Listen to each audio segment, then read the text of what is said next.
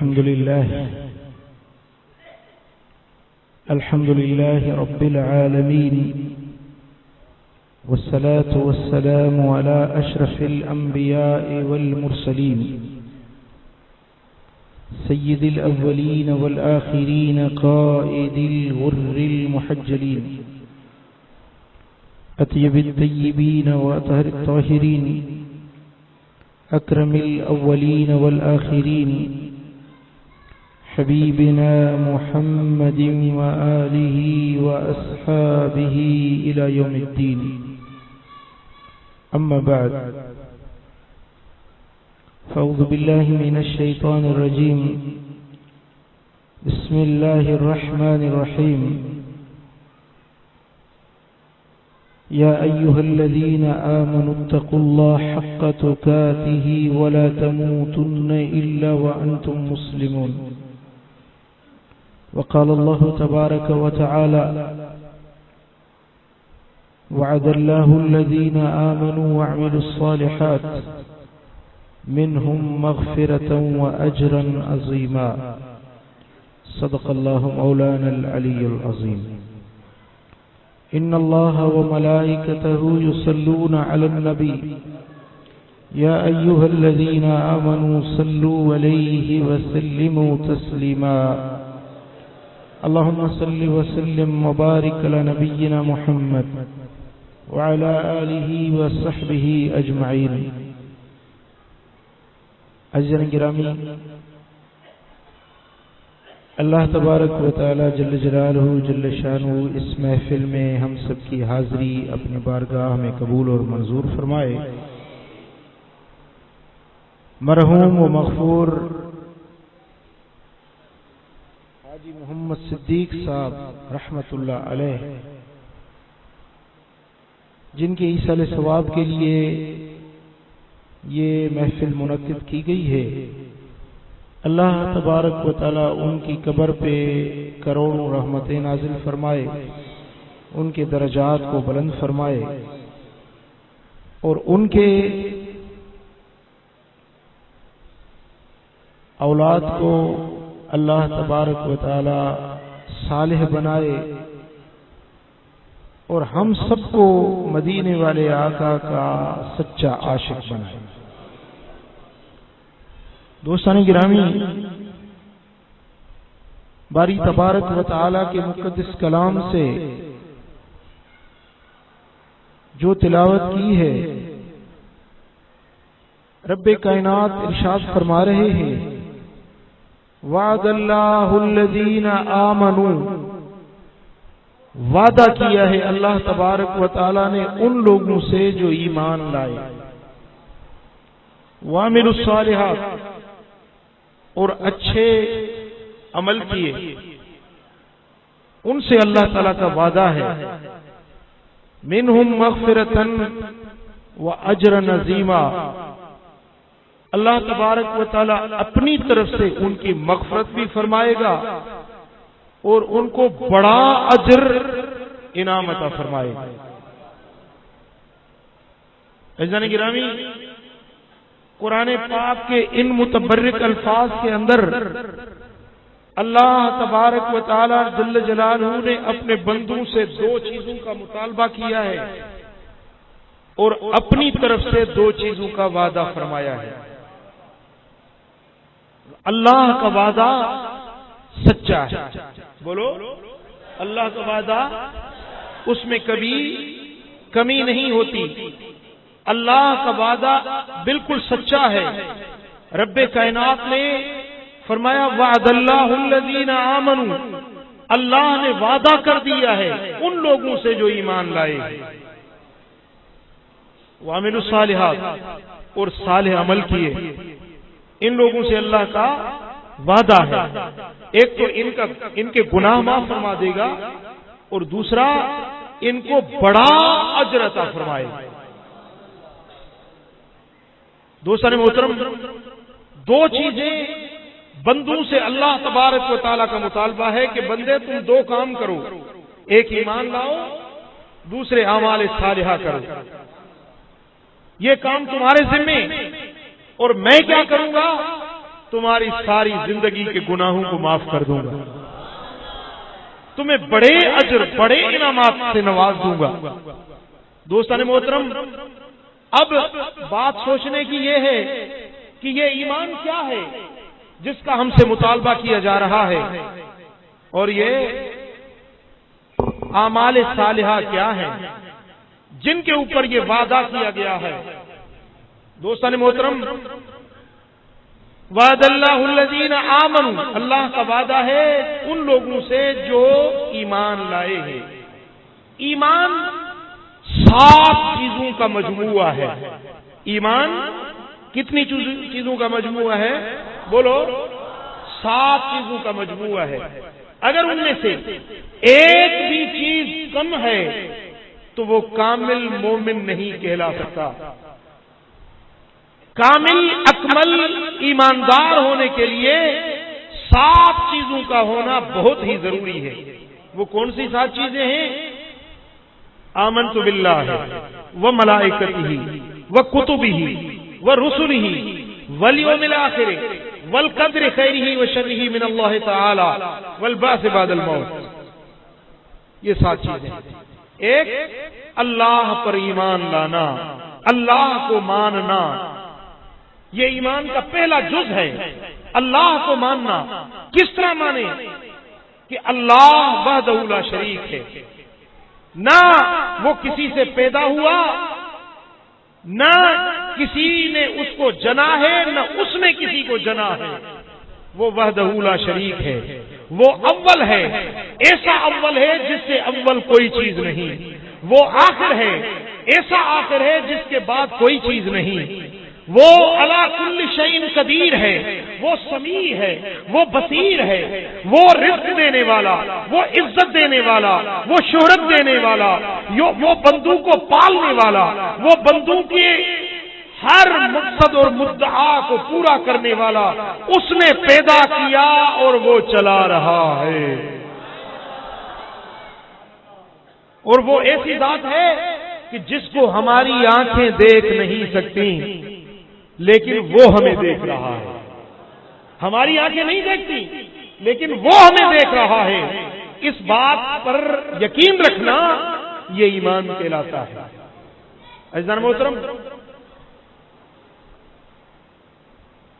اب نوجوان طبقہ جو اسکولوں میں اور کالجوں میں پڑھتے ہیں، بڑے گندے افکار، بڑے گندے نظریات ان کے ذہنوں میں ڈالے جا رہے ہیں۔ ایک ٹولہ ہے ہمارے سندھ کے اندر، پاکستان کے اندر ایک ایسا ٹولہ اب سرگرم ہے جو یہ کہتے ہیں کہ اللہ ہے ہی نہیں، اللہ ہے ہی نہیں، بس یہ کائنات ایسے ہی چل رہی ہے۔ اب میں نے اس کا سندھی میں ایک شعر پڑھا ہے۔ سندھی میں ایک کمیونسٹ ہیں جو اللہ کے وجود کے منکر ہیں۔ وہ کہتے ہیں کہ بن جوڑی جوڑ آہے ہن جہان جی، کہ بن جوڑی جوڑ، یعنی اس جہان کو کسی نے نہیں بنایا، یہ خود بخود بن گیا ہے۔ سبحان اللہ نہیں، نعوذ باللہ کہنا چاہیے۔ وہ کہتے ہیں کہ جہان کو کسی نے نہیں بنایا، ایسے ہی بن گیا ہے۔ عزیزان گرامی، اب یہ کیسی گندی ذہنیت ہے کہ ایک کشتی ہے، وہ ایک کشتی ایک فٹ کے لیے بھی چلانے والے کے بغیر چل نہیں سکتی۔ جی، آپ کی گاڑی ہے، ڈرائیور کے بغیر چل نہیں سکتی۔ یہ اتنا بڑا جہان کیسے چل رہا ہے؟ آپ دیکھیں، سورج کو دیکھیں، یہ ملین ٹن ہے، اتنا بھاری سورج ہے۔ کوئی تو ذات ہے جو اس کو چلا رہی ہے، کوئی تو ذات ہے جو چلا رہی ہے۔ عزیزان محترم، آپ دیکھیں، میں آپ کو ایک مثال عرض کرتا ہوں کہ آپ اپنے کمرے میں، جو آپ کے رہائش کا کمرہ ہے، آپ جانتے ہیں نا، بیڈ کس طرف رکھا ہوا ہے، فریج کس طرف رکھی ہوئی ہے، ٹی وی کس طرف رکھی ہوئی ہے، ٹیبل اور کرسی کہاں رکھی ہوئی، آپ جانتے ہیں۔ آپ اس کمرے کو بند کر کے تالا لگا کے باہر نکل گئے، دوسرے دن آپ آئے، آپ دیکھتے ہیں تو جہاں آپ کی ٹیبل پڑی ہوئی تھی وہاں آپ کی چیئر پڑی ہے، جہاں پر آپ کا وہ صوفہ سیٹ پڑا ہوا تھا وہاں پر بیڈ رکھا ہوا ہے، تو آپ کیا کہیں گے کہ یار کوئی میرے کمرے میں آیا ہے؟ کیا کہو گے؟ یوں کہو گے کہ یہ خود بخود ایسے ہی ہو گئے، یہ کرسی ادھر بھاگ گئی، وہ ادھر آ گیا، ٹیبل ادھر آ گئی، یہ ادھر سرک گئی، آپ کیا کہو گے؟ کوئی آیا ہے جس نے یہ سیٹنگ بدلی کی ہے، کوئی آیا ہے، یوں تو نہیں کہو گے نا یہ خود بخود بدل گئے۔ بولو، آپ ابھی عشاء کا ٹائم ہے، سورج آپ آسمان کو دیکھیں، چاند ستارے کس طرح کھڑے ہیں، پھر آپ پچھلی رات کے حصے میں اٹھے تو وہ ستارے آپ کو اپنی جگہوں سے بدلے ہوئے نظر آئیں گے۔ کوئی جو ادھر اوپر کھڑا تھا وہ ادھر کھڑا ہے، جو ادھر شمال کی طرف کھڑا تھا وہ جنوب کی طرف کھڑا ہوا ہے، تو آپ کہیں گے یہ خود بخود بدل گئے ہیں۔ جو چاند آپ نے عشاء کے وقت میں مشرق کی طرف دیکھا تھا، اب جب آپ فجر کے وقت اٹھے ہیں تو اس کو آپ مغرب کی طرف دیکھ رہے ہیں، آپ کیا کہیں گے؟ یہ خود بخود چلا گیا ہے؟ نہیں، کوئی ذات ہے جو ان ستاروں کو چلا رہی ہے۔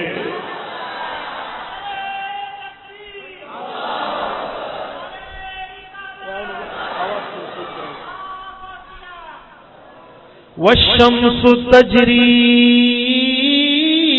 لمستقر لها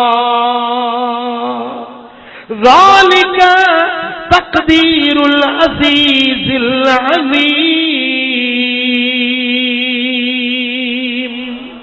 یہ سورج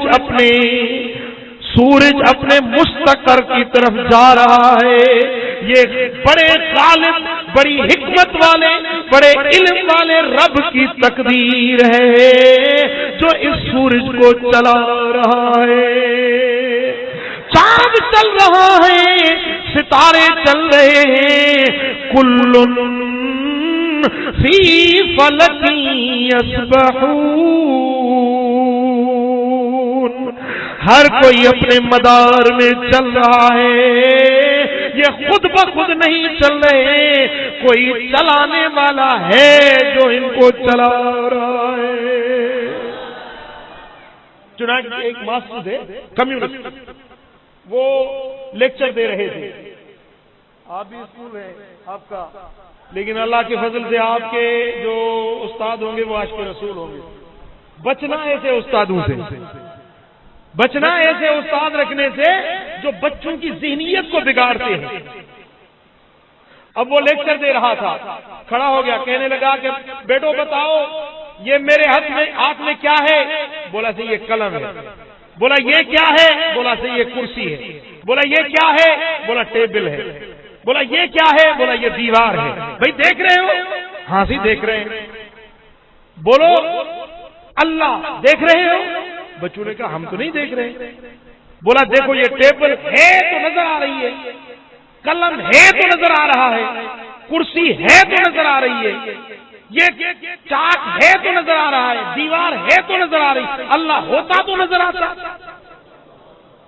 اب وہ بچوں کو یہ سمجھا رہا تھا تو ایک بچہ کچھ دانا تھا، وہ کھڑا ہو گیا، کہنے لگا حضرت مجھے کچھ بولنے کی، استاد صاحب آپ مجھے بولنے کی اجازت دیں گے؟ بولا ہاں بولو بولو بولو، کیا کہتے ہو؟ وہ بچہ کھڑا ہو گیا، اس نے کہا میرے بھائیوں ساتھیوں سنو، ہمارے استاد فرما رہے ہیں کہ یہ ایک اصول بتا رہے ہیں کہ جو چیز نظر آئے اس کو مانو کہ ہے، جو چیز نظر نہیں آتی مانا وہ نہیں ہے۔ اب ٹیبل ہے تو نظر آ رہی ہے، اب یہ استاد صاحب کا اصول ہے کہ جو چیز ہوگی تو نظر آئے گی۔ اب میں آپ سب سے پوچھتا ہوں کہ ہمارے استاد میں عقل ہے نظر آتی ہے؟ ہمارے استاد میں عقل ہے؟ تو بچوں نے کہا عقل ہمیں تو نظر نہیں آ رہی۔ بولا دیکھو اگر اس میں عقل ہوتی تو نظر آتی نا۔ تو بات کہنے لگا کہ بیٹے تیری بات سچی ہے، اللہ بھی ہے مجھے عقل بھی ہے۔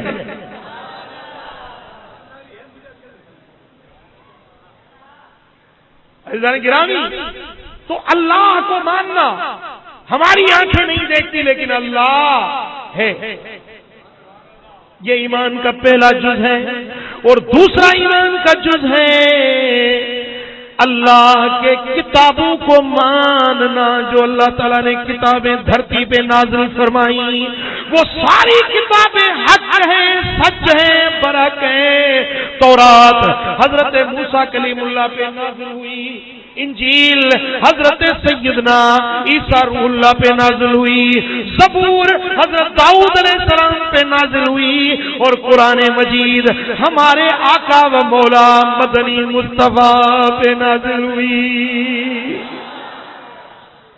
صحف ابراہیم و موسیٰ، حضرت ابراہیم کے صحیفے تھے، حضرت موسیٰ کے صحیفے تھے، حضرت آدم پہ صحیفے نازل ہوئے، جو بھی آسمانی صحیفے نازل ہوئے ہم مانتے ہیں سب سچ ہے، حق ہے، برحق ہے۔ ان کو ماننا یہ ایمان کا دوسرا جز ہے، اور یہ ماننا کہ جب قرآن نازل ہوا تو اب ان پہ عمل کرنا، اگلی کتابوں پہ عمل کرنا منسوخ ہو گیا۔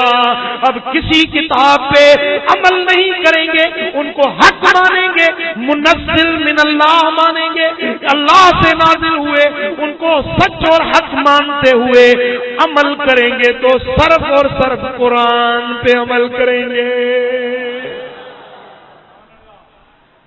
عمل کس پہ کریں گے؟ قرآن پاک پہ کریں گے، اور یہ قرآن ہے جو غیر مخلوق ہے، یہ قرآن ہے جو اللہ کا کلام ہے، یہ قرآن ہے جس کو بغیر وضو کے ہاتھ لگانا جائز نہیں، اس کو اگر جنابت کی حالت ہو، انسان کا جسم ناپاک ہو، پڑھنا جائز نہیں، چھونا جائز نہیں۔ یہ ایسا کتاب ہے جس کو دیکھنا بھی عبادت، جس کو پڑھنا بھی عبادت، جس پہ عمل کرنا بھی عبادت۔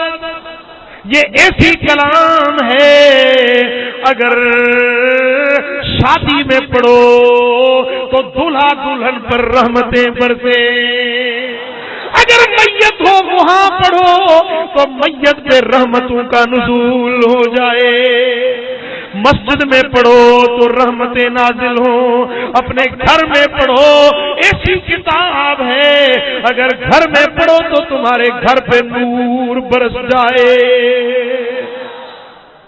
یہ ایسا کلام ہے کہ جو اس قرآن کو پڑھتا ہے اللہ اس پہ راضی ہوتا ہے، جو اس قرآن کو اپنے سینے میں سماتا ہے، جو اس قرآن کو یاد کرتا ہے، اس قرآن کا حافظ بنتا ہے، اس پہ جہنم کی آگ کو معاف کر دیا جاتا ہے۔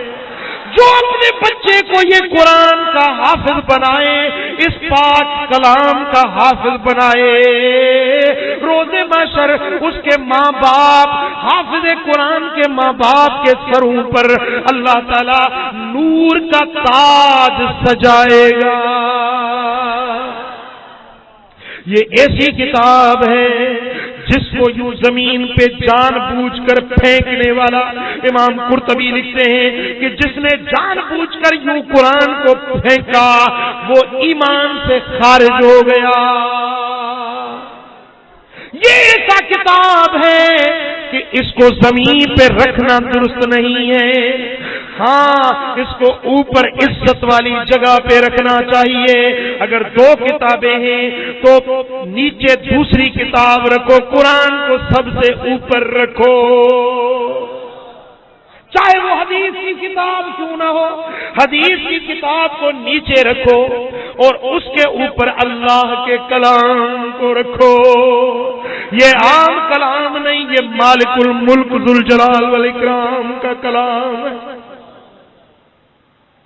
عزیزان گرامی، یہ ایسا کلام ہے کہ جو اس کو یاد کرے اس پہ اللہ کی رحمتیں نازل ہوں۔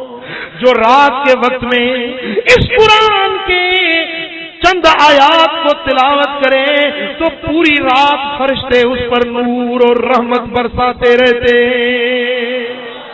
یہ قرآن ہے، اگر کسی گھر میں جنات رہتے ہیں، تنگ کرتے ہیں، گھر میں برکت نہیں ہوتی، 3 مرتبہ سورہ بقرہ بلند آواز سے سورہ بقرہ 3 مرتبہ جس گھر میں پڑھو تو اس گھر سے شیاطین اور جنات بھاگ جاتے ہیں۔ اس قرآن کے اندر ایک ایسی صورت ہے اگر جمعے کی شب اس ایک سورت کی تلاوت کرو، جب صبح کو اٹھو گے تو تمہارے دفتر میں ایک بھی گناہ باقی نہیں ہوگا، پوری زندگی کے گناہوں کو اللہ تعالیٰ معاف فرما دے گا۔ تفسیر در منصور کے اندر حضرت امام جلال الدین سیوطی یہ روایت لاتے ہیں کہ قرآن مجید میں وہ مقدس سورت ہے جو ایک مرتبہ جمعے کی شب کو پڑھے، صبح اٹھتا ہے تو 70,000 فرشتے اس کی رحمت اور مغفرت کے لیے اللہ کے پاس دعائیں مانگتے ہیں۔ بتاؤں وہ کون سی سورت ہے؟ جی پڑھو گے بھی، عمل بھی کرو گے، ٹھنڈے پڑ گئے بھائی ذرا بولو تو صحیح نا۔ جس کو اللہ تعالیٰ نے زبان دی ہے وہ ذرا بولے شاباش۔ جو زبان یہاں لائے ہو وہ بولو، جو گھر چھوڑ کر آئے ہو وہ نہ بولو۔ ہاں بتاؤ وہ کون سی سورہ ہے؟ سورہ یاسین۔ یہ ایسی مبارک صورت ہے اگر مریض پہ پڑھی جائے تو شفا مل جائے، جو جان کندنی کے موقع پہ میں ہے، یعنی مرنے کے قریب سکرات کی گھڑیاں ہیں اور دم پرواز نہیں ہو رہا، اس پر یہ سورہ یاسین تلاوت کی جائے تو اللہ تبارک و تعالی اس کا ایمان سے خاتمہ بالخیر فرماتے ہیں۔ اگر کوئی مقروض آدمی اس سورہ مبارکہ کی کثرت سے تلاوت کرے اللہ تعالیٰ اس کا قرض اتار دے گا۔ اگر کسی کا کام اٹکا ہوا ہے، کام نہیں بنتا، حکومت وقت میں کام پھنسا ہوا ہے، کام نہیں ہو رہا، دوستان محترم اس قرآن مجید کی اس مبارک سورت کی تلاوت کرے اس کے انہونے کام ہو جائیں گے۔ اور قرآن مجید میں ایک آیت، یہ تو سورت کی بات سنی، اب ایک آیت کی بات بتاؤں۔ قرآن مجید کے اندر ایک ایسی آیت ہے کہ اگر تم صبح کے وقت میں 11 مرتبہ وہ آیت کریمہ پڑھ لو تو پورا دن زمین آسمان کے مصیبتوں سے، آفتوں اور شامتوں سے تم اللہ کی حفاظت، امان اور پناہ میں رہو گے۔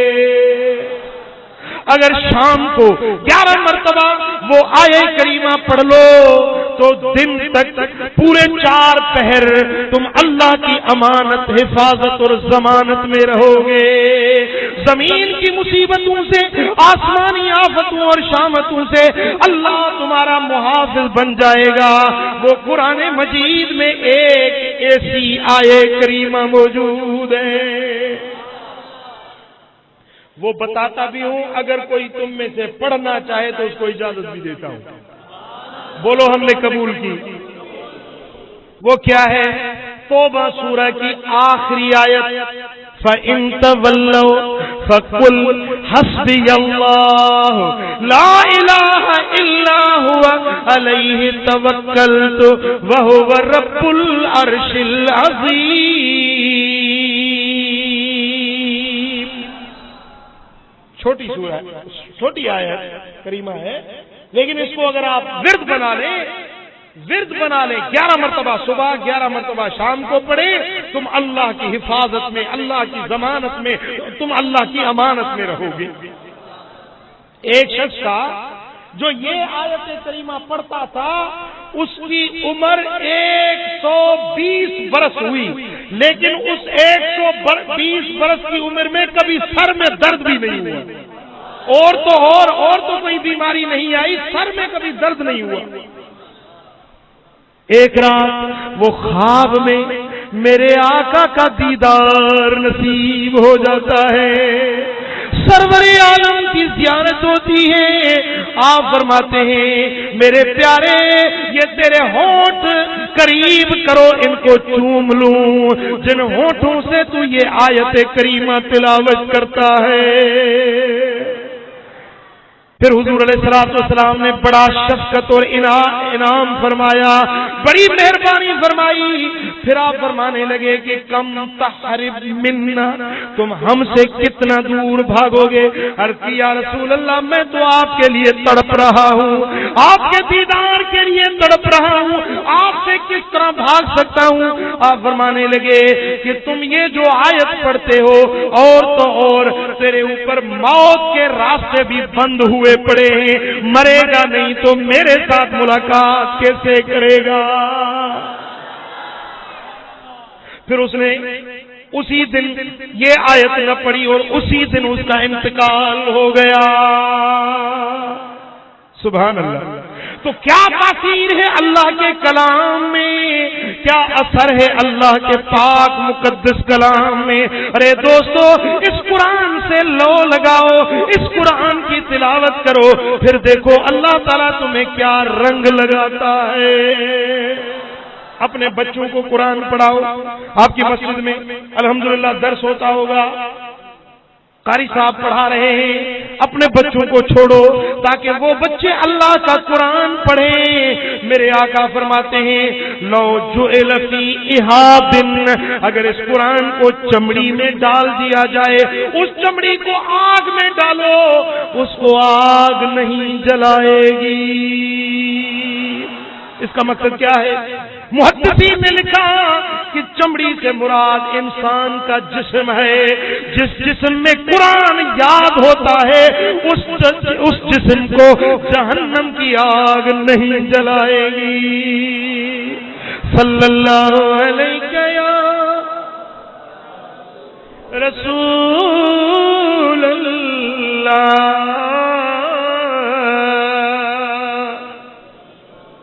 محبت سے مل کر پڑھیے صلی اللہ علیہ یا۔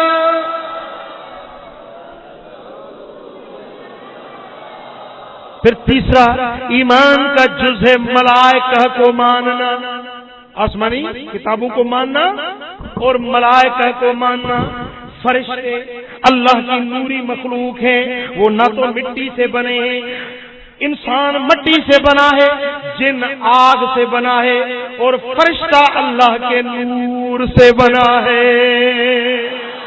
انسان کچھ مذکر کچھ مؤنث، اس طرح جنات بھی جوڑے جوڑے ہیں، لیکن فرشتے جو ہیں وہ نہ تو مرد ہیں نہ عورتیں ہیں، وہ جنس ہی نرالی ہے جو رب نے پیدا کی ہے۔ وہ کبھی اللہ کی بے فرمانی نہیں کرتے، وہ ایسی نوری مخلوق ہے جو کچھ رب کا حکم مل جائے اس پہ عمل کرتے ہیں۔ پھر ان کو اللہ تعالیٰ نے ڈیوٹیاں لگا رکھی ہے۔ کچھ فرشتے ہیں جو ہمارے کندھوں پہ لکھنے پر بٹھائے ہوئے ہیں، لکھ رہے ہیں، اس کو کہتے ہیں کرامن کاتبین۔ اور کچھ ہیں جو ہمارے قبر میں آتے ہیں، پوچھ گچھ کرتے ہیں، من ربک ما دینک ما کنت تقول فی حق ھذا الرجل، پوچھ گچھ قبر میں کرتے ہیں۔ ان کو کہتے ہیں نکیرین، منکر نکیر، ان کی یہ ڈیوٹی ہے۔ حضرت جبریل کی ڈیوٹی ہے جو اللہ کے پیغامات نبیوں پر اتارتے رہے۔ حضرت میکائیل کی ڈیوٹی ہے یہ بادلوں کو چلانا، بارشیں برسانا، اللہ کے امر سے جہاں حکم ہوتا ہے وہاں بادلوں کو ہانک کر لے جاتے ہیں۔ حضرت اسرافیل کی ڈیوٹی ہے وہ سور میں منہ لیے بیٹھے ہیں، جب حکم ہوگا اس میں پھونکیں گے تو قیامت آ جائے گی۔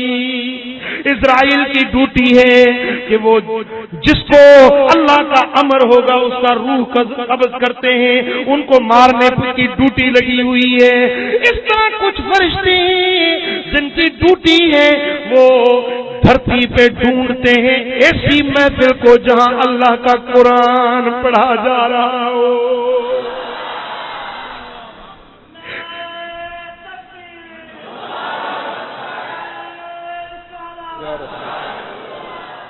وہ ڈھونڈتے ہیں، وہ تلاش کرتے ہیں ایسی محفل کو جہاں پر درود پاک پڑھا جا رہا ہو، جہاں پر اللہ کا ذکر کیا جا رہا ہو۔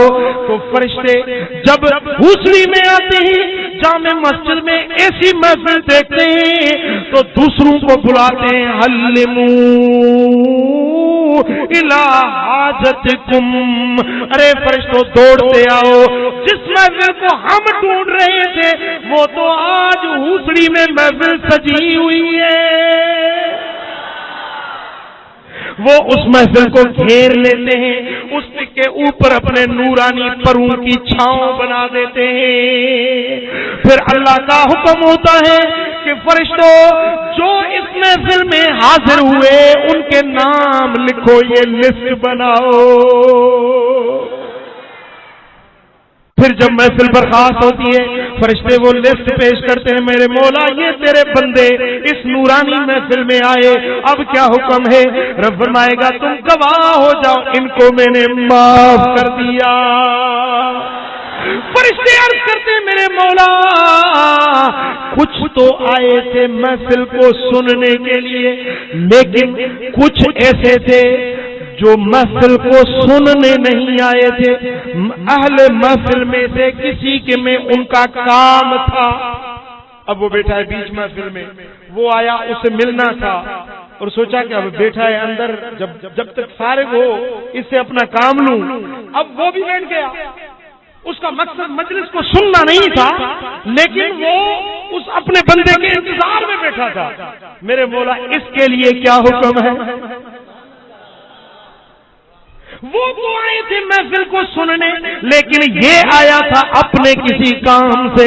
اللہ تبارک و تعالیٰ فرماتے اللہ یشقا جلیسہم، جو بھی ان ذکر والوں سے، قرآن والوں سے جو ساتھ بیٹھا ہے اس کو محروم نہیں چھوڑوں گا۔ گواہ ہو جاؤ، اس کو بھی میں نے معاف کر دیا۔ تو بولو ایسی محفل میں جانا چاہیے یا نہیں؟ بولو جی، سبحان اللہ۔ کچھ فرشتے ایسے ہیں جن کی ڈیوٹی لگی ہے، وہ کیا ڈیوٹی ہے؟ اس گھر میں جاتے ہیں جس گھر میں کوئی محمد نامی شخص رہتا ہے، جس گھر میں محمد نام والا آدمی رہتا ہے، اس گھر میں صبح بھی آتے ہیں، شام بھی آتے ہیں، اس گھر میں اللہ کی رحمت آ کر برساتے ہیں۔ نہیں کہا سبحان اللہ؟ بھائی بات سمجھنے کی ہے، جس کا نام محمد ہے اس گھر پہ دن میں 2 مرتبہ فرشتے حاضر ہوتے ہیں اور اللہ کی رحمت برساتے ہیں، کیونکہ یہ نام ہی ایسا برکتوں رحمتوں والا نام ہے۔ سبحان اللہ۔ میرے آقا کا نام محمد الرسول اللہ، سبحان اللہ، ایسا نام ہے۔ اگر سنو، اگر کوئی 5 عورت ہے، اولاد نہیں ہوتی، اب وہ نیت کر لے مجھے بیٹا ہوگا تو نام محمد رکھوں گی، تو اللہ تعالیٰ اس کو بھی اولاد نرینہ دے گا۔ تمہارے پاس کھانا تھوڑا ہے، مہمان زیادہ ہیں، دیکھتے ہو یہ کھانا پورا نہیں ہوگا، یہ کھانا کم پڑ جائے گا، اب کیا کرو؟ جہاں کھانا تقسیم ہو رہا ہے وہاں پر ایسے آدمی کو بٹھا دو جس کا نام محمد ہو، پھر برکتیں دیکھو، لوگ کھاتے جائیں گے، کھانا کم نہیں پڑے گا۔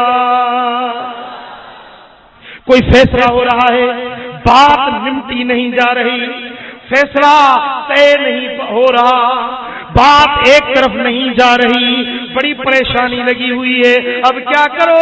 ایسے بندے کو بلاؤ جس کا نام محمد ہے، اس کو اس فیصلے کے درمیان بٹھا دو، تمہارا فیصلہ آسانی سے حل ہو جائے گا۔ سبحان اللہ۔ پھر میرے آقا فرماتے ہیں جس کا نام محمد ہو اگر تمہاری محفل میں وہ آ جائے تو اس کے لیے جگہ خالی کر دیا کرو. جس کا نام محمد ہو اس کو اپنی محفل میں تم تنگی نہ دینا، اس کے لیے اپنی جگہ کو شادی کر دینا. اگر تمہارے بچے کا نام محمد ہے، اپنے بیٹے کا نام تم نے محمد رکھا ہے، گھر میں کوئی چیز تقسیم کرتے ہو، خرچی دے رہے ہو، فروٹ بانٹ رہے ہو، تو پہلے اس کو دینا جس کا نام محمد ہے. اور میرے آقا فرماتے ہیں تمہارا بچہ ہے اس کا نام محمد ہے، غصے میں کبھی آتے ہو تو بچوں کو مارتے بھی ہو، پٹائی بھی کرتے ہو، لیکن جس کا نام محمد ہو اس کے منہ پر تمانچہ مت مارا کرو. اللہ اکبر کبیرہ. اس نام کا ادب کرو، یہ نام ہی ایسا نام ہے. سبحان اللہ. ایک ولی تھے، ایک اللہ کے برگزیدہ ولی بندے تھے، وہ کاشتکار تھے، اپنے فصل میں زندگی گزرتی تھی، فصل بوتے تھے. ایک دن دیکھا کوئی آدمی ہے جو بکریوں کا ریوڑ لیے بکریاں اس نے اس کے فصل میں چھوڑی ہے، بکریاں کھا رہی ہیں. تو یہ بزرگ جو آئے دور سے دیکھا یہ چرواہا دیکھ رہا ہے بکریاں میرا فصل کھا رہی ہیں، ان کو بھگاتا نہیں، میرا نقصان ہو رہا ہے. تو دور سے پوچھا رے کون ہے کون؟ اس چرواہے سے پوچھا کون ہے؟ تو چرواہے نے کہا میں محمد ہوں. اس کا چرواہے کا نام محمد تھا. تو اس ولی کے آنکھوں میں آنسو ہو گئے، رو پڑے، کہنے لگے محمد ہے تو چراتا رہا، محمد ہے تو کھا پی، میرا فصل حاضر ہے، میری جان حاضر ہے، میرا سب کچھ حاضر ہے. اس نام والے کے لیے میرا سب کچھ قربان ہے. وہ رو پڑے. اللہ اللہ، یہ ایمان والے ہیں جو میرے آقا کے نام سے بھی محبت رکھتے ہیں کہ دنیا میں مجھے تم نے جب اپنا بنایا ہے، دنیا میں مجھے تم نے جب اپنا بنایا ہے، محشر میں بھی کہہ دینا یہ میرا ہے دیوانہ، دل میں تجھے رکھ لوں اے جلوے جانانا، دل میں تجھے رکھ لوں اے جلوے جانانا. بس اتنا کرم کر دو اے چشم کریمانہ، جب جان لبوں پر ہو تم سامنے آ جانا.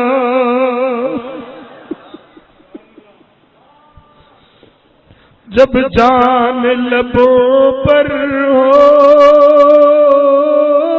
تم سامنے آ جانا، دل میں تجھے رکھ لوں اے جلوے جانانا. پینے کو تو پی لوں گا پر شرط ذرا سی ہے، بغداد کا ساغر ہو اجمیر کا پیمانہ،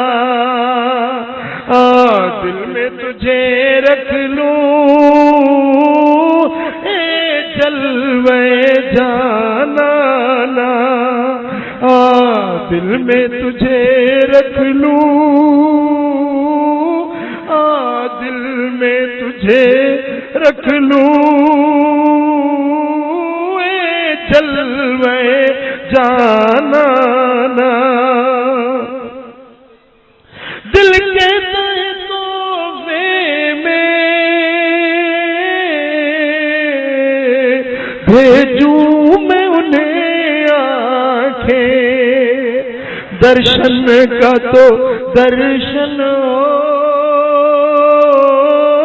نذرانے کا نذرانہ، درشن کا تو درشن ہو، نذرانے کا نذرانہ، دل میں تجھے رکھ لوں، دل میں تجھے رکھ لوں، اے جلوے جانانا، صلی اللہ علیہ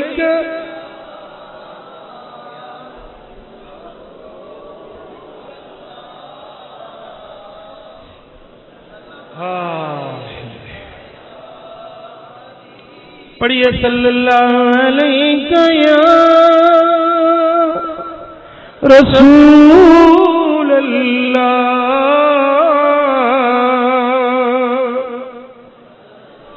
عزیزان گرامی، تو کچھ فرشتے ایسے ہیں جن کی یہ ڈیوٹی ہے، ان گھروں میں گھومتے ہیں جن گھروں میں محمد نامی شخص رہتا ہے، اور حضور علیہ السلام فرماتے ہیں جب قیامت کا دن ہوگا، روز محشر بلاوا آئے گا، یا محمد صلی اللہ علیہ وسلم، تو محشر کے میدان میں محمد نامی بہت سارے لوگ ہوں گے، سارے دوڑتے آئیں گے، قریب ہو جائیں گے، رب ذوالجلال فرمائے گا تم کیوں آئے؟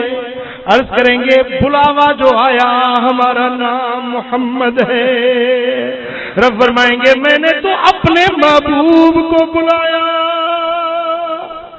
اب وہ واپس لوٹیں گے، رب فرمائیں گے ٹھہرو، اگر تمہارا نام یہ ہے تو اس نام کی برکت سے میں نے تمہیں معاف کر دیا۔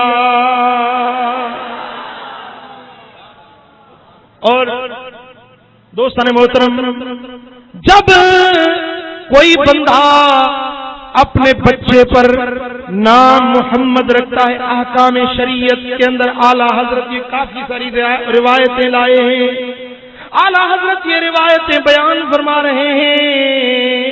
حضور علیہ السلام نے فرمایا جس نے میرے نام سے برکت حاصل کرنے کی غرض سے اپنے بیٹے کا نام محمد رکھا تو روز محشر وہ بچہ، اس کا باپ، اس کی ماں، تینوں کو اللہ تعالیٰ اس نام کی برکت سے معاف کر دے گا۔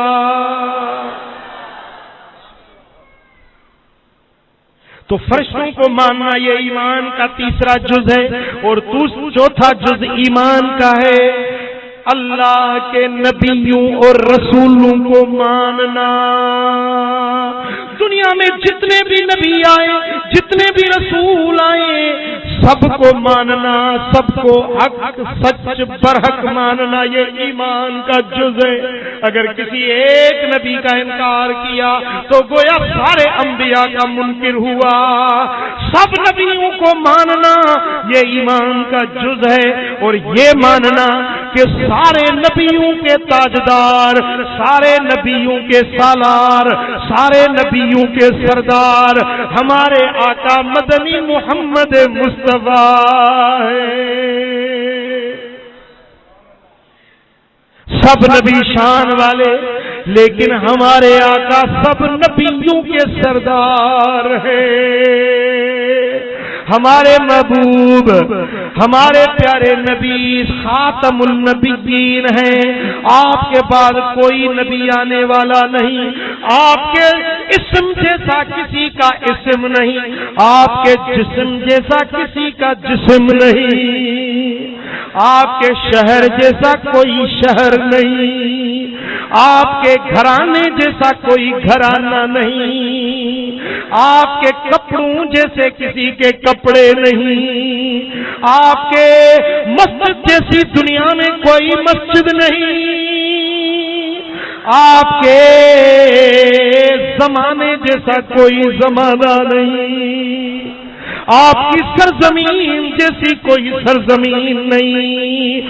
اور جس سرزمین میں آج میرے آقا جلوہ گر ہے، گنبد خضرا کی یہ زمین، پوری امت کا اتفاق ہے اس بات پر، اہل تشیع بھی مانتے ہیں، اہل حدیث بھی مانتے ہیں، اہل نجد بھی مانتے ہیں، دیوبندی بھی مانتے ہیں، علماء اہل سنت بھی مانتے ہیں، سب کا یہ متفق فیصلہ ہے کہ حضور صلاۃ والسلام کی مزار انور کی جگہ ساری دنیا سے افضل ہے، حتیٰ کہ کعبۃ اللہ سے بھی وہ زمین افضل ہے۔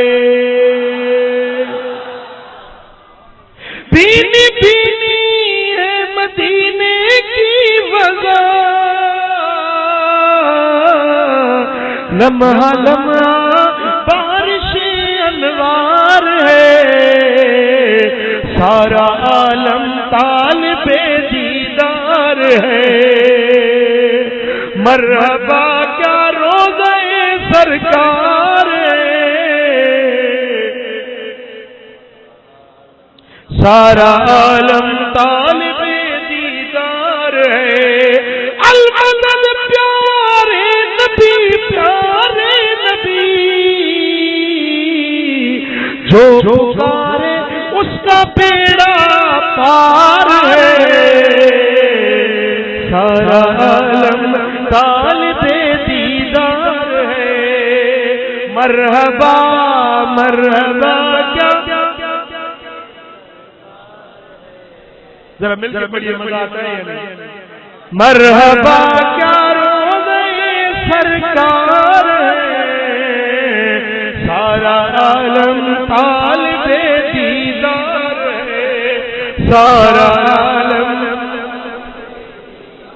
سبحان اللہ۔ عزیزان گرامی، تو میرے آقا سب نبیوں کے سردار ہیں، میرے آقا کی ذات میں کوئی عیب نہیں، کوئی کمی نہیں، کوئی کجی نہیں، کوئی نقص نہیں، جو میرے آقا میں عیب نکالے وہ دائرے ایمان سے خارج ہو گیا۔ جو منہ مبارک کو حضور علیہ الصلوۃ والسلام کے منہ مبارک کو شانی لکھتے ہیں کہ جس طرح ہم تصغیر کرتے ہیں نا کسی چیز کو، چھوٹا بیان کرتے ہیں، چھوٹا تصغیر کے ساتھ بیان کرنا، اگر کوئی منہ مبارک کو تصغیر کے لفظ سے بولے تو وہ بھی ایمان سے خارج ہو جاتا ہے۔ نبی کی عزت ایمان کی علامت ہے، نبی کی محبت جنت کا سرٹیفکیٹ ہے، میرے نبی کی پہچان دنیا آخرت کی عزتوں کا راز ہے۔ عزیزان گرامی، سب نبیوں کو ماننا، امام الانبیاء کو ماننا، یہ ایمان کا جز ہے۔ اس کے بعد ایمان کا جز ہے تقدیر، اچھی یا بری اللہ سے سمجھنا۔ جو کچھ ہوتا ہے میرے رب کی طرف سے، جو کچھ ہوتا ہے اللہ کی طرف سے ہے، نفع نقصان گھاٹا ہے فائدہ ہے سب اللہ کی طرف سے ہے۔ تقدیر کو ماننا یہ ایمان کا جز ہے، اور مرنے کے بعد زندہ ہونا اس کو ماننا یہ ایمان کا چھٹا جز ہے کہ ہم جب مر جائیں گے قبر میں داخل ہو جائیں گے، ہماری زمین کے اندر ہمارا گوشت گل سڑ جائے، ہڈیاں پوسیدہ ہو جائیں، لیکن پھر ایک دن آئے گا کہ اللہ تبارک و تعالی ہمارے جسموں کو زندہ سلامت کر کے اٹھائے گا۔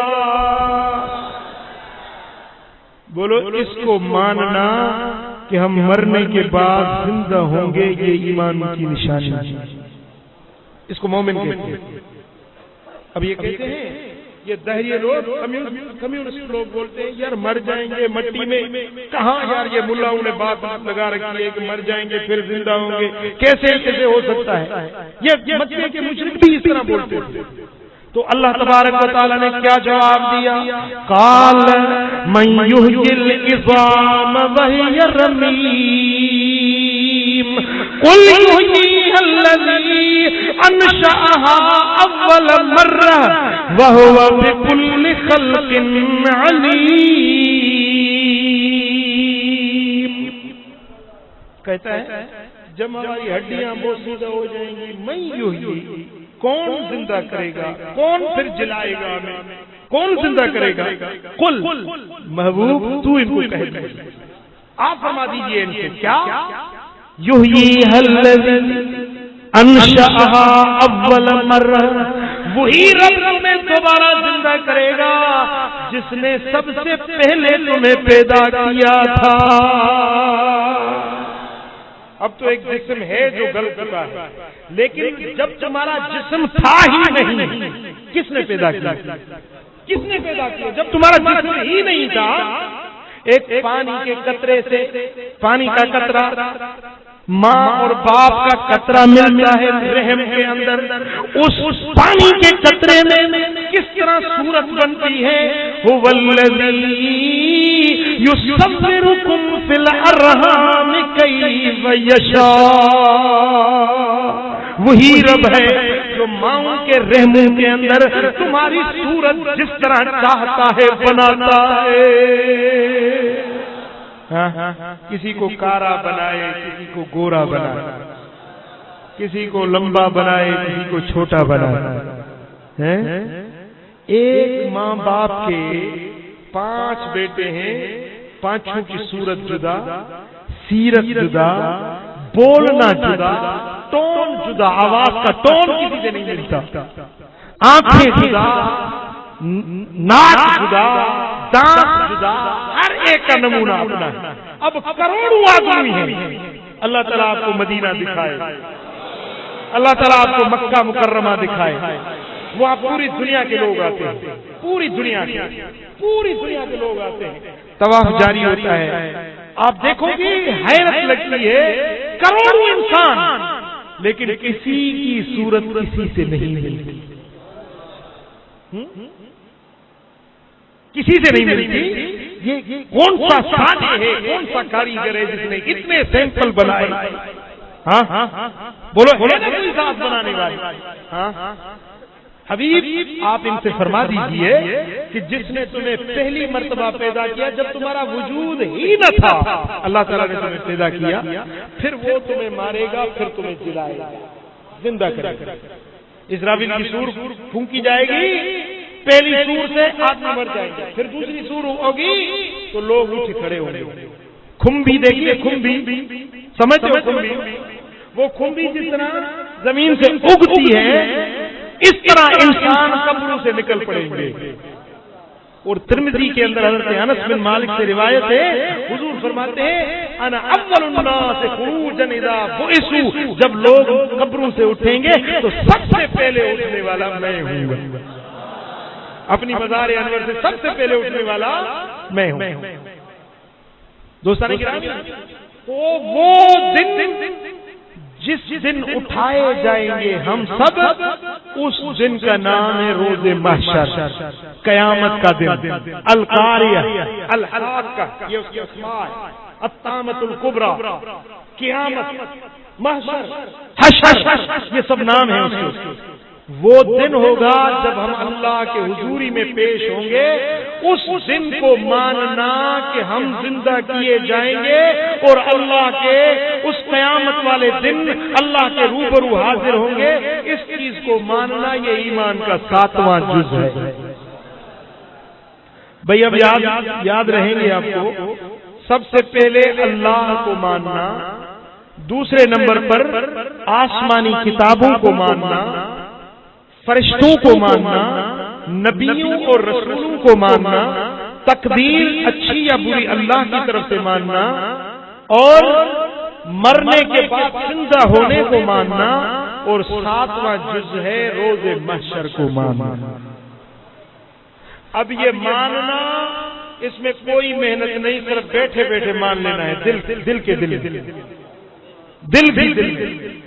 دیکھیں نا، کچھ کام ہوتے ہیں جن میں محنت ہوتی ہے، مثلا آپ نماز پڑھتے ہیں تو اس میں محنت ہے، آپ نے وضو کیا، گھر سے نکلے وضو کیا، پھر آئے مسجد میں کھڑے ہوئے، آپ نے قیام کیا، رکوع کیا، سجدے کیے، تشہد بیٹھے، اس کے بعد سلام کیا، اب یہ ہوئی آپ کی نماز، یہ ایک کثیر عمل ہوا، اس کے بعد آپ کا ایک عمل بنا جس کو آپ نے نماز کہا۔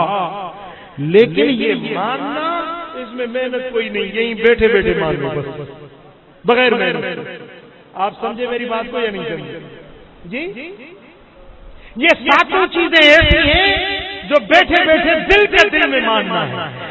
دل میں ماننا اقرار باللسان و تصدیق بالقلب، زبان سے اقرار کرو اور دل میں مانو، دل سے تصدیق کرو، زبان سے اقرار کرو، یہ ایمان ہے، اس میں کوئی محنت نہیں۔ اب جو وعدہ ہے وہ اس بات پر ہے کہ الذین آمنوا وعد اللہ الذین آمنوا، اللہ کا وعدہ ہے ان لوگوں سے جو ایمان لائے۔ یہ سات چیزیں مکمل کر دی، بیٹھے بیٹھے ساتوں چیزوں کو مان لیا۔ اب بات ہے وعملوا الصالحات، اور صالح عمل کیے۔ اب ہے محنت کی باری۔ صالح عمل کیا؟ نماز پڑھی، روزہ رکھا، حج کیا، زکات دی، خیرات دی، اضحیٰ کی، فطرے دیے، نیکی کے کام کیے، اچھائی کے کام کیے۔ اب یہ ہے عمل صالح، اعمال صالح۔ سمجھے بات کو؟ تو الحمدللہ ہم ایمان تو لا چکے ہیں، ہم سب ان ساتوں چیزوں کو مانتے ہیں۔ مانتے ہیں یا نہیں مانتے؟ بولو، ایمان کے ساتوں اجزاء کو مانتے ہیں۔ بھائی تھک گئے ہو؟ ابھی تو عشاء نہیں ہوئی، آپ کا ناک بند ہو گیا، کیا بات ہے؟ ہاں، یہ داڑھی رکھنا یہ ایک عمل ہے، یہ ایک عمل ہے جو ہم نے کرنا ہے۔ جب اللہ کا وعدہ ان سے ہے جو آمنوا وعملوا الصالحات، ایمان لا چکے، دل سے مان چکے، اب کچھ محنت بھی کرنی ہے، اب کچھ کام بھی دکھانا ہے۔ کیا؟ داڑھی نہیں تو داڑھی رکھو، نماز نہیں پڑھتے تو نماز شروع کرو۔ پڑھو گے نماز؟ کون کون پڑھو گے؟ ذرا ہاتھ کھڑا کرو، شاباش۔ کتنے دن پڑھو گے؟ شاباش۔ جب تک زندگی ہے نماز پڑھنا، اللہ کا فرض ادا کرنا ہے۔ اللہ تعالیٰ توفیق دے، اگر مالدار ہو تو زکات ادا کرو، اگر اللہ تعالیٰ نے توفیق دی ہے تو اب حج کے قافلے جا رہے ہیں مدینہ منورہ، قافلے طیبہ چلے، حج کا مہینہ آ گیا۔ اگر اللہ تعالیٰ نے توفیق دی حج ادا کرو، یہ اعمال صالحہ ہے۔ دوستان گرامی، اللہ تعالیٰ نے مالی توفیق دی ہے تو مالی اعمال صالحہ کرو، جانی توفیق ہے تو جان سے جو اعمال صالحہ ہوتے ہیں وہ صالح عمل کرو۔ اب یہ دو کام تم کرو، ایک ایمان لاؤ اور دوسرا صالح عمل کرو، یہ کام دو تمہارے ہوئے۔ جب تم نے یہ دو کام اپنی بساط کے مطابق کر دیے، اب اللہ کا وعدہ ہے، اب اللہ تعالیٰ فرماتے ہیں اب میری باری ہے، میں تمہاری زندگی کے گناہوں کو میٹ دوں گا، خطائیں درگزر کر دوں گا، تمہارے گناہوں کو معاف فرما دوں گا۔ یا اور دوسری بات، منہم مغفرۃ و اجرا عظیما، بڑے اجر، بڑے انعام تم کو دوں گا، بڑے انعام دوں گا۔ اب بات سنو، یہ جو وعدہ ہے یہ آخرت کا وعدہ ہے، بڑے اجر، بڑے انعام، اجرا عظیما، بڑے اجر، بہت بڑے اجر۔ دیکھیں نا، آپ کہو گے یار یہاں مل جاتے، یہاں کچھ مزے لیتے، یہاں کچھ یہ جو کرتے ہیں، نماز پڑھتے ہیں، روزہ رکھتے ہیں، ان کا اجر یہاں مل جاتا تو بھائی پھر تو آزمائش نہیں ہوتی نا، پھر تو آزمائش نہیں ہوتی، پھر تو امتحان نہیں ہوتا۔ اب دیکھیں مثلا اللہ تبارک و تعالی نے فرمایا ہے کہ حدیث پاک ہے، حضور علیہ السلام نے فرمایا من بنا مسجدا بن اللہ تعالی قصرا فی الجنہ، جو مسجد بناتا ہے اللہ تعالیٰ اس کے جنت کا محل بناتا ہے۔ وہ محل کیا ہوگا؟ سونے کی اینٹیں لگی ہوں گی۔ اب اگر یہاں ملتا، اگر یہاں ملتا، آپ ادھر سے مسجد بنا چکے اور ادھر سونے کی ماڑی بن چکی تمہارے لیے، پھر تو سوسڑی میں تم گلی گلی میں 20 مسجدیں دیتے، پھر تو ہر کوئی مسجد بناتا۔ ادھر مسجد تیار ہو گئی گارے کی، مٹی کی، پتھر کی، اینٹوں کی، ادھر سونے کا محل مل جائے تو پھر کون نہ کرتا؟ پھر امتحان کا ہے۔ بات سمجھے یا نہیں؟ اور دوسری بات یہ ہے کہ اللہ تبارک و تعالیٰ نے فرمایا اجرن عظیما، اجر عظیم ہے۔ اگر دنیا میں ملتا تو پھر عظیم نہ بنتا، پھر عظیم نہ بنتا۔ کیوں کہ یہ دنیا بہت محدود ہے، بہت تھوڑی ہے، بہت چھوٹی ہے۔ کس طرح؟ آپ میری طرف دھیان کریں گے، تھوڑا میری بات کو سمجھیں گے آپ۔ اب دیکھیں، ہم نے مجلس شروع کی ہے، 6:25 ہوئے تھے، 6:26 اب ہو رہے ہیں، 1 گھنٹہ ہوا ہے، ٹھیک ہے نا؟ اس 1 گھنٹے میں آپ نے کتنی مرتبہ کہا ہوگا سبحان اللہ؟ کہا ہے نہیں؟ کہا ہے نا؟ اب حدیث پاک کے اندر آتا ہے کہ جو بندہ 1 مرتبہ کہتا ہے سبحان اللہ، اس کو جنت کا ایک درخت ملتا ہے کہ اگر اچھا گھوڑا 3 دن تک دوڑے تو ایک کنارے سے دوسرے کنارے تک اس کی چھاؤں ختم نہیں ہوگی۔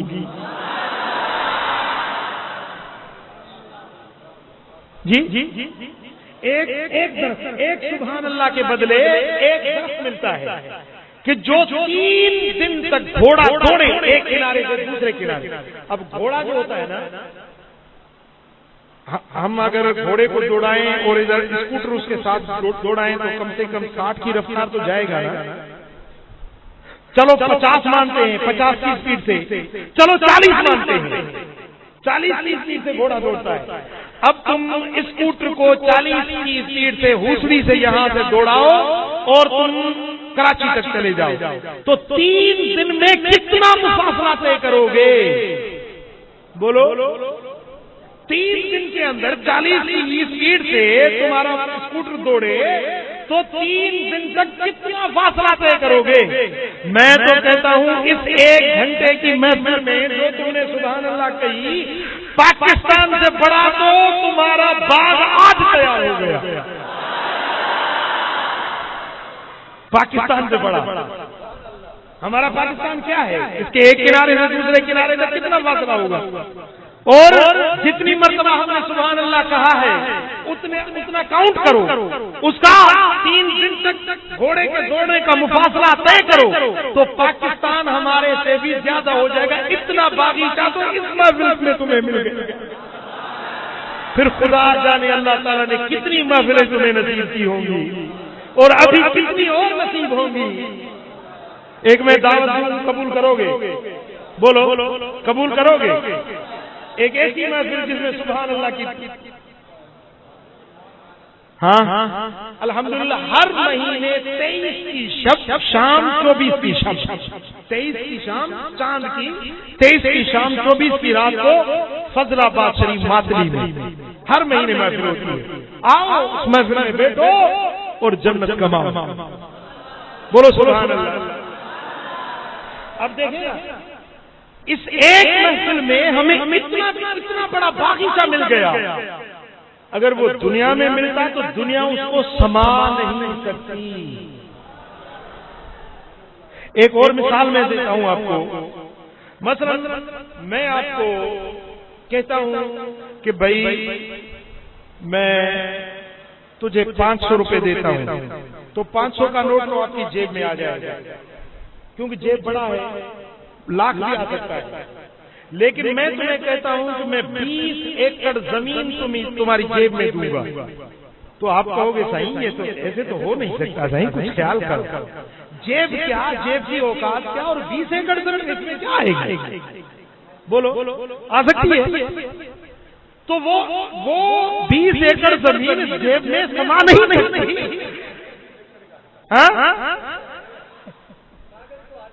کاغذ تو آ جائے گا لیکن 20 ایکڑ وہ زمین نہیں آئے گی۔ سمجھے نا؟ تو اس لیے اللہ تبارک و تعالی نے وعدہ فرمایا آخرت کا کہ وہ جنت آخرت میں تمہیں اتنی کشادہ جنت دوں گا، اتنی کشادہ جنت دوں گا کہ جو اس زمین سے کہیں بڑھ کر کشادہ وسیع ہے۔ ہاں اس کا سرٹیفکیٹ تمہیں یہی مل جائے گا، اس کا کاغذ جو کہہ رہے ہیں نا، وہ 7واں فارم جو ہوتا ہے نا، وہ یہی مل جائے گا۔ اگر تم اعمال صالحہ کرو، وعد اللہ الذین آمنوا وعملوا الصالحات، سرٹیفکیٹ چاہتے ہو نا، زمین کا کاغذ چاہتے ہو نا، یہ قرآن کاغذ ہے تمہارے پاس ہے یقین۔ تمہارا جو کیا کہتے ہیں اسٹامپ پیپر، اسٹامپ ہوتا ہے نا، اسٹامپ پہ لکھتے ہیں، اسٹامپ کی بات جھوٹی بھی ہو سکتی ہے، لیکن یہ قرآن ہمارے پاس اسٹامپ پیپر سے زیادہ قیمتی ہے۔ یہ تمہارے پاس موجود ہے، اللہ تعالیٰ کا وعدہ ہے۔ اسٹامپ پیپر پہ کوئی قسم نامہ لکھتا ہے، قسمیہ حلفیہ بات لکھتا ہے، اور اللہ فرماتا ہے وعد اللہ الذین، میں نے تمہارے ساتھ وعدہ کر لیا ہے۔ میرے بندو، میرا تم سے وعدہ ہے، اور یہ قرآن میرا تمہارے پاس ہے، یہ میرا قرآن رکھ لو، یہ میرا سرٹیفکیٹ ہے تمہارے پاس۔ میں تم سے وعدہ کرتا ہوں، تم ایمان لاؤ، تم صالح اعمال کرو، میرا وعدہ ہے تم سے، میں اتنے اجر دوں گا کہ اجرا عظیما۔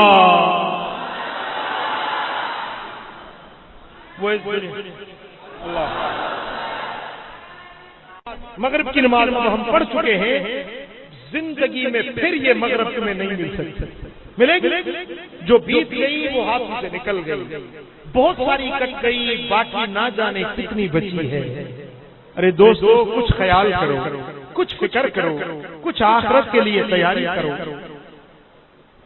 جو کچھ کرنا ہے کر لے تیاریاں، جھوٹا سارا جگ ملا جھوٹیاں یاریاں، ایک دن ہو سی تیری اگانو چلان ستم آئے تھے کسے انسان وے، بندیا جہان تھے کرینا گمان وے، ستم آئے تھے کسے انسان وے،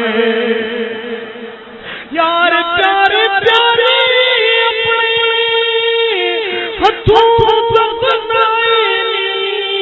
جڑے اگ گئے مڑ مڑ نہیں آئے، یاد تیری رہندی ہے، یاد تیری رہندی ہے، مٹی دا نشان سدا نہیں رہے تھے کسے انسان وے، بندیا جان تھے کرینا گمان وے، سدا نہیں رہے تھے کسے انسان وے۔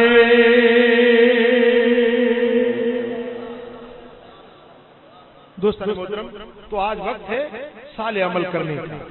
اللہ کا وعدہ چاہتے ہو، یہ ایگریمنٹ اللہ سے کرنا چاہتے ہو، ایگریمنٹ کرنا چاہتے ہو یا نہیں؟ کون ایگریمنٹ اللہ سے کرو، بس دو کام تم کرو، ایمان لاؤ، اس میں کوئی محنت نہیں، بس دل سے مانو، 7 چیزوں کو مانو، اس میں کوئی محنت نہیں، بس تھوڑی سی محنت ہے اعمال صالحہ، وہ بھی اتنی زیادہ نہیں، لا یکلف اللہ نفسا الا وسعها، اللہ تعالیٰ کسی جان کو اس کی طاقت سے بڑھ کر، اس کی بساط سے بڑھ کر اللہ تعالیٰ کسی کو تکلیف نہیں دیتا، تمہاری بساط کے مطابق 5 وقت نماز پڑھ لو، داڑھی رکھ لو، اللہ کا ذکر کرو، قرآن کی تلاوت کرو، ماں باپ زندہ ہے تو اس کی خدمت کرو، اپنے بچوں کے ساتھ اچھا سلوک کرو، گھر والوں کے ساتھ اچھا سلوک کرو، اپنے پڑوسیوں کے ساتھ اچھا سلوک کرو، بس یہ تھوڑے سے کام ہے، یہ کر لو، ایگریمنٹ ہو گئی۔ رب ذوالجلال فرماتے ہیں وعد اللہ الذین آمنوا وعملوا الصالحات منہم مغفرۃ واجرا عظیما، جو کچھ کر چکے ہو نا وہ معاف کر دوں گا، جو کچھ ہو چکا کمی ہو گئی، کجی ہو گئی، ہم سے غلطیاں ہو گئی، معافی مل جائے گی اور اجر عظیمہ بھی مل جائیں گے۔ اللہ تعالی ہم سب کے حال پہ رحم و کرم فرمائے اور ہم سب کو سچا مومن اور اعمال صالحہ کرنے والا بنا دے۔ وما علینا الا البلاغ۔